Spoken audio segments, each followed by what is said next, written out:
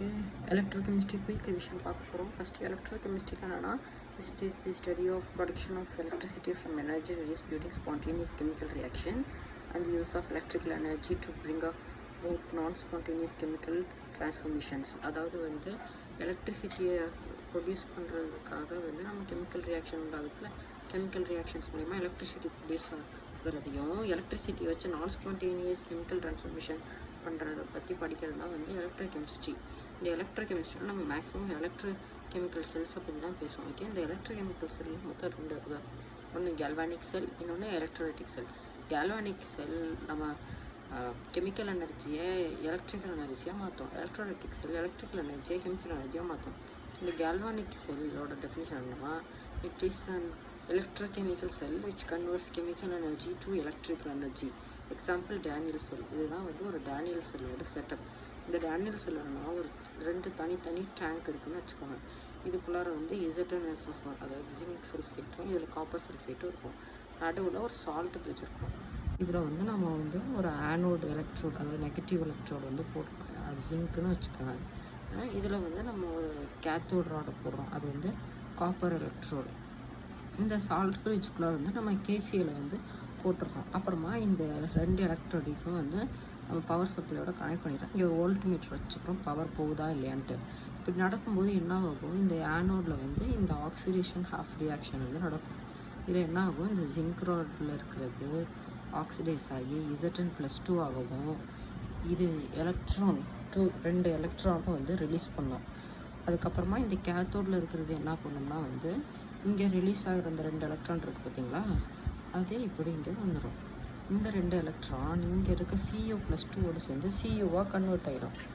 Okay, இந்த CU இந்த +2 ஸ்டேட்டில் இருக்குமா, இது வந்து CUவாக வந்து கன்வெர்ட் ஆகும். இது வந்து ரிடக்ஷன் ஆஃப் ரியாக்ஷன். இந்த இதில் வந்து எலக்ட்ரான் ஃப்ளோ எப்படி இருக்குன்னா, இதை வந்து ஆனோட்லேருந்து கேத்தோட் போகும். அப்புறம் கரண்ட் ஃப்ளோ கேத்தோட்லேருந்து ஆனோட் போகும். இது சிம்பிளாக ஒரு நிமோனிக்ஸில் ஞாபகம் வச்சுக்கணும்னா LOAN, அதாவது லெஃப்ட் ஆனோட் ஆக்சிடேஷன் நெகட்டிவ், அப்படி நீங்கள் ஞாபகம் வச்சுக்கலாம். அடுத்து வந்து நம்ம இங்கே வந்து சால்ட் பிரிட்ஜ் பார்த்தோம் பார்த்தீங்களா, இந்த சால்ட் பிரிட்ஜ் பற்றி படிச்சுப்போம். இந்த சால்ட் பிரிட்ஜ்னால் என்னென்னா, U-shaped tube containing KCl, KNO3 or NH4Cl in agar-agar or gelatin. It allows the flow of current by completing the circuit and maintains electrical neutrality. It also resists liquid junction potential. அதாவது என்னன்னா, இந்த salt பிரிட்ஜுங்க ஆக்சுவலாக நம்ம எதுக்கு வந்து பேசிக்காக use பண்ணுறோம்னு பார்த்தீங்கன்னா, நம்ம இந்த எலக்ட்ரிக்கல் நியூட்ரலிட்டியை வந்து பார்த்துக்கிறதுக்காக தான் இந்த சால்ட் பிரிட்ஜு. அடுத்து வந்து செல் ரெப்ரசன்டேஷன்னா என்னென்னா, ஒரு செல்லை வந்து நம்ம சிம்பிளாக இந்த மாதிரி வேர்டிங்ஸில் வந்து ரெப்ரசன்ட் பண்ணிடுவோம். ஓகேவா, இந்த இதில் ஃபஸ்ட்டு வந்து ஆக்சிடேஷன் போடுவோம். அடுத்து இங்கே இந்த ரெண்டு பாருங்கிறது தனித்தனியாக இது வந்து ரெப்ரசன்ட் இருக்குது. அடுத்து ரிடக்ஷன் போடுவோம். இப்போ ஃபஸ்ட்டு வந்து Zn, இது வந்து இங்கே வந்து ரியாக்ட் ஆகி Zn2+ ஆகுது. அடுத்து Cu2+, இது வந்து ரியாக்ட் ஆகி CO மாறுது. இந்த கேல்வானிக் செல்லில் என்னென்னா, நம்ம இப்போ எக்ஸ்டர்னலாக கொடுக்குற பவர் சப்ளை வந்து 1.1 வோல்ட்டை விட கம்மியாக இருந்ததுன்னா எலக்ட்ரான் ஃப்ளோ வந்து ஆனோட்லேருந்து கேத்தோடுக்கு இருக்கும். இப்போ அதே ஈக்குவலாக இருந்ததுன்னா அது வந்து நோ ஃப்ளோ ஆஃப் எலக்ட்ரான் இருக்கும். அதை விட அதிகமாக இருந்ததுன்னா எலக்ட்ரான் வந்து கேத்தோட் டு ஆனோட் போகும். அடுத்து ஸ்டாண்டர்ட் எலக்ட்ரோட் பொட்டன்ஷியல். ஓகேவா, இந்த ஸ்டாண்டர்ட் எலக்ட்ரோட் பொட்டன்ஷியலாக இந்த ஒவ்வொரு இது எலக்ட்ரோடுக்கும் ஒரு பொட்டன்ஷியல் இருக்கும், காப்பருக்கு ஜிங்க்குன்ட்டு. அதான் வந்து ஸ்டாண்டர்ட் எலக்ட்ரோட் பொட்டன்ஷியலுங்கிறாங்க. அடுத்து ஸ்டாண்டர்ட் ஹைட்ரஜன் எலக்ட்ரோட். இந்த ஸ்டாண்டர்ட் ஹைட்ரஜன் எலக்ட்ரோட்னா என்னென்னா, இது வந்து ஒரு அரேஞ்ச்மெண்ட் வந்து இருக்கும். அது வந்து பவர் எலக்ட்ரிசிட்டியை வந்து லைட்டாக ஒரு மைன்யூட் அமௌண்ட்டில் ப்ரொடியூஸ் பண்ணும். இது என்னென்னா வந்து ஒரு பிளாட்டினம் ஒயரை வந்து ஒரு கிளாஸ்குள்ளார சீல் பண்ணிடுவாங்க. அதை வந்து ஒரு பிளாட்டினம் ஃபோயிலில் கேரிங் பண்ணுற மாதிரி ஒரு இடத்துல வந்து இதை டைப் பண்ணியும் வச்சுருவாங்க. இப்போ என்ன ஆகும்னா வந்து அதோடைய கேத்தோடில் வந்து H+ வந்து H2 கேஸாக மாறும். ஆனோடில் வந்து இந்த H2 கேஸ் திருப்பி H+ஆக மாறும். இது ஒரு எண்ட்லெஸ் ப்ராசஸாக நடந்துகிட்ருக்கோம். இங்கே E reduction is equal to E oxidation equal to 0. இந்த இதில் வந்து EMF வந்து ப்ரொடியூஸ் ஆகாது. அடுத்து எலக்ட்ரோகெமிக்கல் சீரீஸ்னால் என்னென்னா, அந்த arrangement of species based on standard reduction potential இருக்குல்ல, அதாவது எவ்வளோ EMF அந்த இதுக்கு வந்து ஒரு கெப்பாசிட்டி இருக்குன்றதுல அதுதான் வந்து எலக்ட்ரோ கெமிக்கல் ஸ்டாண்டர்ட் ரிடக்ஷன் பொட்டன்ஷியலுங்கிறாங்க. அது வரிசையாக இன்க்ரீஸிங்லேருந்து டிக்ரீஸிங் அப்படி அரேஞ்ச் பண்ணுறதுக்கு பேர் எலக்ட்ரோ கெமிக்கல் சீரீஸ். அடுத்து E0 sell. E0 sell equal to E cathode minus E0 anode. Okay, இது வந்து E0 cathode reduction potential minus E0 anode reduction potential. ரெண்டுமே ரிடக்ஷன் பொட்டன்ஷியல் இருக்கும்போது இங்கே மைனஸ் இருக்கும். இது ஒரு வேளை ஆக்சிடேஷன் பொட்டன்ஷியல் சொன்னாங்கன்னா நம்ம இன்னொரு மைனஸை வந்து இங்கே சேர்த்துக்கணும். சேர்த்தோம்னா இதுவாகிட்டு திருப்பி ப்ளஸ் ஆகிடும். ஓகேங்களா. அடுத்து ஸ்பான்டேனிட்டி ஆஃப் ரியாக்ஷன். ஒரு ரியாக்ஷன் தானாக நடக்குது பார்த்தீங்களா, அதெல்லாம் வந்து ஸ்பான்டேனியஸ்ம்பாங்க. ஒரு ரியாக்ஷனோட ஸ்பான்டேனிட்டி கண்டுபிடிக்கிறது நம்ம இந்த சேஞ்ச் இன் ஸ்பான்டேனிட்டி அது அப்படி வச்சுக்கோங்க. அதை வந்து நம்ம எப்படி கன்சிடர் பண்ணோம்னா -NF-E0 இந்த எண்ணுங்கிறது நம்பர் ஆஃப் எலக்ட்ரான் சேஞ்சு, ஈங்கிறது வந்து அந்த செல்லோட பொட்டன்ஷியல், அப்புறமா எஃப்ங்கிறது வந்து ஃபாரடே கான்ஸ்டன்ட். ஃபாரடே கான்ஸ்டன்ட் வந்து 96,500. ஓகே, இப்போ டெல் G0 வந்து நெகட்டிவாக இருந்ததுன்னா அது வந்து spontaneous reaction. Del G0 positive இருந்ததுன்னா அது நான் ஸ்பான்டேனியஸ் ரியாக்ஷன். இந்த செல் பொட்டென்ஷியல்னால் அங்கேயே சொல்லிட்டேன். ஓகே, அடுத்து நெர்னஸ்ட் ஈக்குவேஷன். நெர்னஸ்ட் ஈக்குவேஷன் வந்து என்ன சொல்லுதுன்னா கடைசிக்கு வந்துடுங்க. E0 equal to -0.0591/n log Kc. இந்த எண்ணுங்கிறது நம்பர் ஆஃப் எலக்ட்ரான் சேஞ்ச், மறக்கக்கூடாது இது. அடுத்து E0 செல்லுங்கிறது அந்த செல்லோட பொட்டன்ஷியல். இது வந்து கான்ஸ்டன்ட், என்ன ஆனாலும் வராது. இந்த லாக் கேசிங்கிறது என்னன்னா, இந்த கேசிங்கிறது ஆக்சுவலாக ஈக்குலிபிரியம் கான்ஸ்டன்ட். அது வந்து ப்ராடக்ட் பை ரியாக்டன்ட், இந்த concentration of product by reactant. ஓகேங்களா. அடுத்து கண்டக்டர்ஸ். கண்டக்டர்ஸ்னால் என்னென்னா எதெல்லாம் வந்து எலக்ட்ரிசிட்டியை allow it means it can pass through it, அதெல்லாம் வந்து கண்டக்டர்ஸ். இந்த கண்டக்டர்ஸில் மொத்தம் 2 வகை, மெட்டாலிக் கண்டக்டர், எலக்ட்ரோலைட்டிக் கண்டக்டர். இந்த மெட்டாலிக் கண்டக்டர் வந்து என்னன்னா வந்து இதில் வந்து கண்டக்ஷன் அதிகமாக இருக்கும். எலக்ட்ரோலைட்டிக் கண்டக்டர்ஸில் கண்டக்ஷன் கம்மியாக இருக்கும்.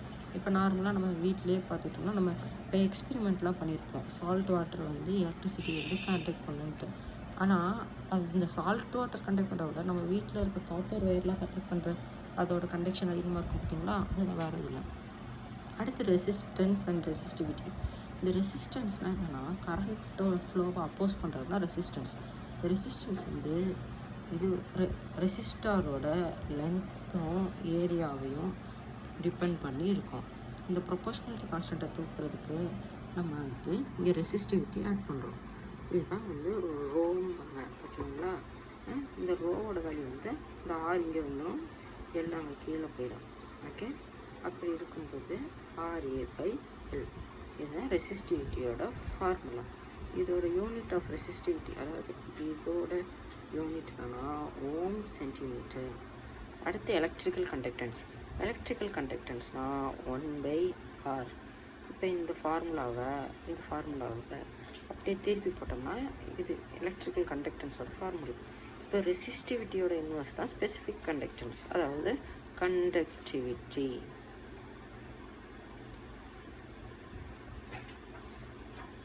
ஓகேங்களா. இதோட இன்வர்ஸ் எடுத்தோம்னா இதுதான் வரும். ஓகே, இதை நம்ம இன்னொன்றும் எடுத்துக்கலாம். இது conductivity is equal to conductance into sell constant. இந்த செல் கான்ஸ்டன்ட்னா என்னென்னா L/A. இதை G∗ ரெப்ரசன்ட் பண்ணலாம், Bன்னு ரெப்ரசன்ட் பண்ணலாம். ஓகேங்களா. அடுத்து conductivity of an electrolyte solution. அதுக்கு ஒரு டெஃபினேஷன் ஆனால் specific conductance or conductivity of an electrolyte solution is the conductance offered by the solution of 1 centimeter length having 1 centimeter of cross section. அதாவது ஒரு 1 centimeter லென்த்தும் 1 centimeter square area உள்ள ஒரு solution offer பண்ணுற கண்டக்டன்ஸை தான் வந்து கண்டக்டிவிட்டி ஆர் ஸ்பெசிஃபிக் கண்டக்டன்ஸ்னு சொல்கிறாங்க. இது எதெல்லாம் டிபெண்ட் பண்ணி இருக்கும், எந்தெந்த ஃபேக்டர்ஸ்லாம் இதை அஃபெக்ட் பண்ணுதுன்னா எலக்ட்ரோலைட்டோட nature, size of ions produced, nature of solvent, concentration of electrolyte and temperature. Temperature என்னென்னா டெம்பரேச்சர் இன்க்ரீஸ் பண்ண கண்டக்டன்ஸும் இன்க்ரீஸ் ஆகும். இந்த கண்டக்டன்ஸ்க்கே கப்பா அப்படின்னு சொல்லுவாங்க. ஓகேங்களா. கண்டக்டிவிட்டி. அடுத்து molar conductivity. It is the conductance offered by all the ions produced by dissolving 1 mole of an electrolyte in solution. ஒரு 1 mole of electrolyte நீங்கள் சொல்யூஷனில் கலக்கும்போது அது ஆஃபர் பண்ணுற அந்த கண்டக்டிவிட்டியை தான் மோலார் கண்டக்டிவிட்டிங்கிறாங்க. இதோட ஃபார்முலா என்னன்னா 1000 × K by மோலாரிட்டி. அந்த கான்சன்ட்ரேஷன் இருக்கலாம் மோலாரிட்டி வந்து நம்ம ஆட் பண்ணியிருக்கோம். அடுத்து இதை எந்தெந்த ஃபேக்டர்ஸ்லாம் அஃபெக்ட் பண்ண பார்த்தீங்கன்னா temperature, concentration of electrolyte solution, nature of electrolyte இதெல்லாம். அடுத்து வந்து நம்ம டிபே-ஹக்கர்-ஆன்சாகர் ஈக்குவேஷன். இந்த சைடில் இருக்க இதெல்லாம் வந்து ரொம்ப முக்கியம். அந்த கான்சன்ட்ரேஷன் வந்து மோலார் கண்டக்டிவிட்டியோட இன்வெர்ஸாக இருக்கும். அடுத்து நேச்சர் ஆஃப் எலக்ட்ரோலைட் வந்து ஸ்ட்ராங் எலக்ட்ரோலைட்னால் வந்து இது ஹைட் மோலார் கண்டக்டிவிட்டிக்கு காமிக்கும். இந்த டேர்ம் பேர் வந்து லிமிட்டிங் மோலார் கண்டக்டிவிட்டி. அதாவது அந்த ஜீரோ, அதாவது இன்ஃபினிட் டைல்யூஷனில் உள்ள கண்டக்டிவிட்டியை தான் வந்து லிமிட்டிங் மோலார் கண்டக்டிவிட்டின்னு. அதாவது தண்ணி நம்ம டைல்யூட் பண்ண ஒரு லெவலுக்கு மேலே வந்து அதால் அதுக்கு மேலே அந்த ஒரு மைன்யூட் இது இருக்கும் பார்த்தீங்களா, இன்ஃபினிட் டைல்யூஷன், அந்த இதில் உள்ள கண்டக்டிவிட்டியை தான் லிமிட்டிங் மோலார் கண்டக்டிவிட்டின்னு. இந்த டிபே-ஹக்கர் வந்து என்ன சொல்கிறாருன்னா molar conductivity is equal to limiting molar conductivity minus A root C.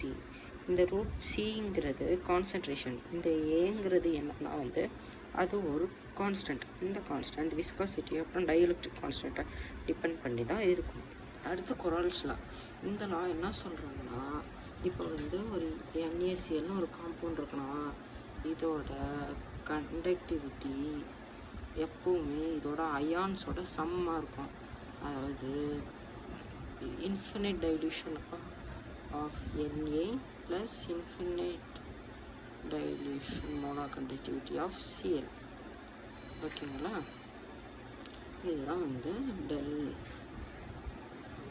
டெல்எம் of NaCl. இதுதான் வந்து இந்த இதில் வந்து சொல்கிறோம். அவ்வளோதான். அடுத்து இந்த கொரால்ஸ் லா எங்கெங்கெல்லாம் அப்ளை பண்ணுறாங்கன்னா calculate molar conductivity, determine degree of dissociation, அப்புறமா calculation of dissociation constant, determining solubility of sparingly soluble salts. இந்த degree of dissociation வந்து எப்படி கண்டுபிடிக்கிறதுனா நம்ம normal molar conductivity divided by limiting molar conductivity தான் வந்து இந்த dissociation degree of dissociation. இந்த dissociation constant எப்படி கண்டுபிடிக்கலாம், இங்கே நம்ம இந்த ஆல்ஃபா dissociation constant கண்டுபிடிக்கிறோம்ல, அதே தான் C alpha square divided by 1 minus alpha. ஓகேங்களா? அடுத்து இந்த solubility வந்து எப்படி கண்டுபிடிக்கிறதுனா del naught m is equal to 1000 × K by solubility. Okay. அடுத்து எலக்ட்ரோலைசிஸ்னால் என்னென்னா the process of chemical change of the electrolyte by passage of electricity through its molten or dissolved state is called electrolysis. அதாவது ஒரு molten dissolved ஸ்டேட்டில் இருக்க ஒரு எலக்ட்ரோலைட்டில் எலக்ட்ரிசிட்டியை pass பண்ணி ஒரு chemical change occur ஆனிச்சுன்னா அது பேர் எலக்ட்ரோலைசிஸ். அடுத்து எலக்ட்ரோலைட்டிக் செல். இவ்வளோ நேரம் நம்ம பார்த்தது கேல்வனிக் செல்.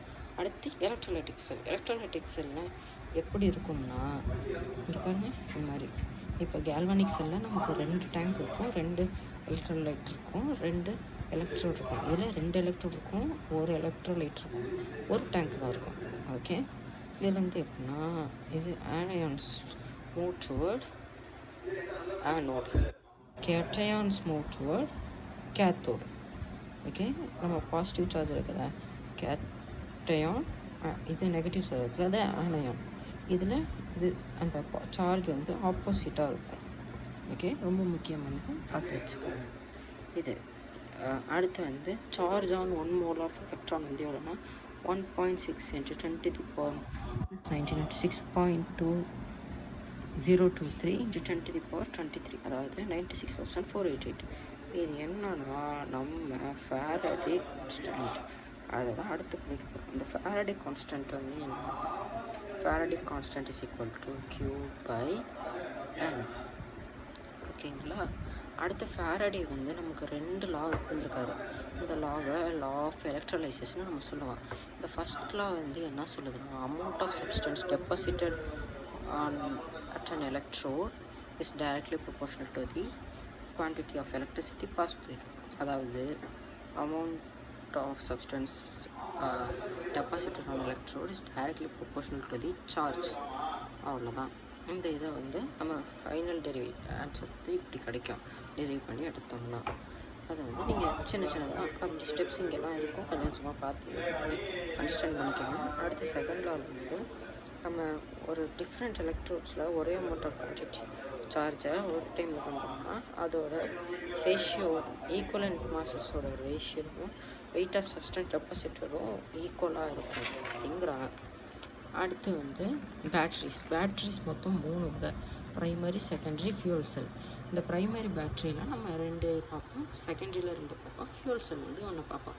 ஃபஸ்ட்டு ப்ரைமரியில் வந்து லெக்லாங்கி செல். இந்த லெக்லாங்கி செல் என்னென்னா வந்து நம்ம இந்த கிளாக்லலாம் போடுவோம், இந்த டிவி ரிமோட்லலாம் போடுவோம்ல, இவ்வளோ பெருசாக ஒன்று இருக்கும், எவ்ரிடே டியூராசெல்னு இருக்கும். அதுதான் வந்து இது வந்து என்னென்னா வந்து ஃபஸ்ட்டு இது வந்து ஆனோடு, இது வந்து கேத்தோடு. இந்த ஆனோடில் வந்து இங்கே இருக்க ஜிங்க் கப்பில் வந்து ரியாக்ட் ஆகி ஆக்சிடைஸ் ஆகி ஜிங்க் +2 ஆகும், 2 எலக்ட்ரானும் ப்ரொடியூஸ் பண்ணோம். இதுலேருந்து ஒரு எலக்ட்ரான் போய் உள்ளார இருக்க MnO2 ப்ளஸ் அமோனியாவோட சேர்ந்து இந்த MnOHம் அமோனியாவும் ஃபார்ம் பண்ணோம். இந்த செல்லோட பொட்டன்ஷியல் 1.5 வோல்ட்டு. அடுத்து வந்து மெர்க்குரி செல்லில் ஆனோட் இது வந்து டிஃப்ரெண்ட் ஆகும். இது ஆனோட், இது வந்து கேத்தோட். இந்த ஆனோடில் வந்து ஜிங்க்கும் மெர்க்குரியும் இருக்கும். இது வந்து மெர்க்குரி ஆக்சைடும் கார்பனும் இருக்கும். இது வந்து ஒரு செப்பரேட்டரும் ஒரு கேஸ் கட்டும் இங்கே நடுவில் இருக்கும். ஓகே, இந்த இதில் ரியாக்ஷன் வந்து ZnOட சேர்த்து OH குரூப் வந்து இது ரியாக்ட் ஆகி ZnOவும் H2O + 2 எலக்ட்ரான். இந்த H2O + 2 எலக்ட்ரான் இங்கே இருக்கிற HG கேத்தோட் கிட்ட இருக்க HGOவோட ரியாக்ட் ஆகி HG மெர்க்குரி லிக்விட் ஆகும், 2 OHம்.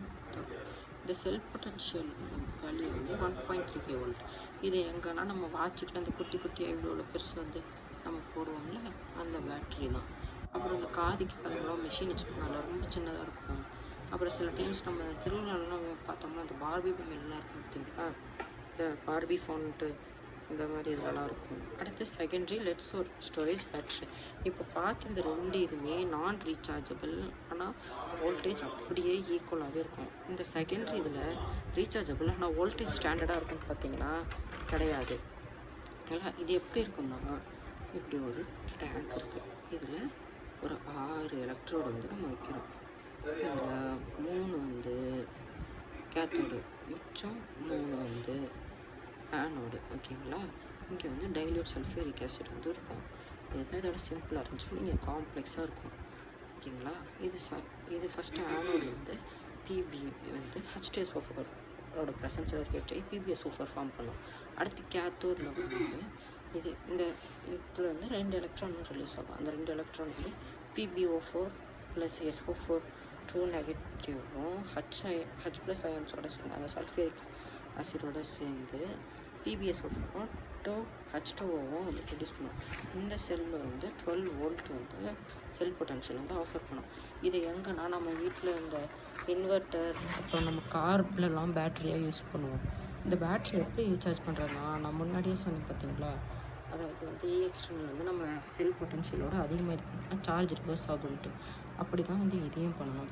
இந்த செகண்டரியில் இதில் வந்து இன்னொன்று இருக்குது, நிக்கல் கேட்மியம் செல். இந்த நிக்கல் கேட்மியம் செல் என்னென்னா வந்து நம்ம இந்த ஃபாரின்லாம் போயிட்டு இருக்காங்க, பெருசாக இவ்வளோ பெருசுக்கு அப்படியே சிலிண்டருக்கெலாம் வந்து ஒரு பேட்ரி உள்ள ஒரு டார்ச் வாங்கிட்டு வருவாங்க கருப்பு கலரில், அதில் உள்ளது தான் நிக்கல் கேட்மியம் செல்லு. இது மற்ற நிறைய இடத்துல யூஸ் பண்ணுவாங்க, ஃபோட்டோகிராஃபி எக்யூப்மெண்ட்டாக, போர்ட்டபிள் பவர் டூலாக, ஹாபி ரிமோட் கண்ட்ரோல் கார், அந்த இது எல்லாத்தையும் யூஸ் பண்ணுவாங்க. இதில் மொத்த ரியாக்ஷன் என்னென்னா, இங்கே வந்து கேட்மியமும் நிக்கலும் மாற்றி வச்சுருப்பாங்க.